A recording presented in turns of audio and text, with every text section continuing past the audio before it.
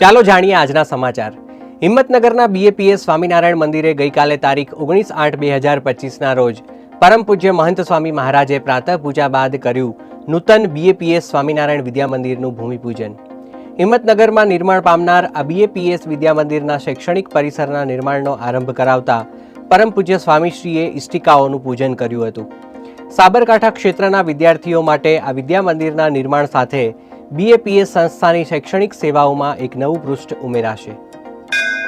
અમેરિકામાં કેલિફોર્નિયા રાજ્યના સાન હોઝે ખાતે તારીખ 1 થી 9 જુલાઈ 2025 દરમિયાન બાળ બાલિકાઓ અને કિશોર કિશોરીઓ માટે યોજાયો સમર કેમ્પ।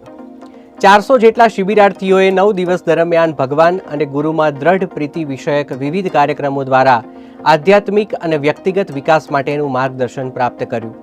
સાથે વિવિધ ક્લાસરૂમ્સમાં architecture, business, cooking, music, coding જેવા વિવિધ કૌશલ્યોની તાલીમ પ્રાપ્ત કરી। સાન ફ્રાન્સિસ્કો શહેરના વિવિધ સ્થાનોની તથા જગવિખ્યાત સ્ટેનફર્ડ યુનિવર્સિટીના કેમ્પસની મુલાકાત દ્વારા વિદ્યાર્થી અવસ્થામાં પણ સત્સંગની દ્રઢતા કેવી રીતે રાખી શકાય તેનું માર્ગદર્શન પ્રાપ્ત કર્યું। પૂજ્ય સંતોના પ્રેરક વક્તવ્યો દ્વારા સૌ શિબિરાર્થીઓએ ભગવાન અને ગુરુનો રાજીપો પ્રાપ્ત કરવા માટેની વિશેષ પ્રેરણા પ્રાપ્ત કરી। અમેરિકામાં મેરીલેન્ડ રાજ્યના બેલ્ટ્સવિલ ખાતેના બીએપીએસ સ્વામિનારાયણ મંદિરે પધાર્યા કોંગ્રેસમેન શ્રી ગ્લેન આઈવી। પૂજ્ય સંતોએ તેઓનું સ્વાગત કર્યું। મંદિર દ્વારા થઈ રહેલી વિવિધ સેવા પ્રવૃત્તિઓ બદલ તેઓએ આભાર પ્રગટ કરી બહુમાનપત્ર અર્પણ કર્યો। મંદિરના રજત જયંતિ વર્ષ નિમિત્તે જન્માષ્ટમીની ઉત્સવ સભામાં પધારી તેઓએ દર્શન આશીર્વાદનો લાભ પ્રાપ્ત કર્યો। નવી દિલ્હીના બીએપીએસ સ્વામિનારાયણ મંદિરે તારીખ 17/8/2025ના રોજ બી એ પરફેક્ટ કાર્યકર વિષય પર યોજાઈ બાળ પ્રવૃત્તિના કાર્યકરોની શિબિર। વિવિધ કાર્યક્રમો દ્વારા કાર્યકરોએ સેવા માટેની વિશેષ તાલીમ પ્રાપ્ત કરી। અબુધાબીના વિશ્વવિખ્યાત બીએપીએસ હિન્દુ મંદિરે તારીખ 15/8/2025ના રોજ દર્શને પધાર્યા દક્ષિણ ભારતના લોકપ્રિય નેતા શ્રી કે અન્નામલાઈ।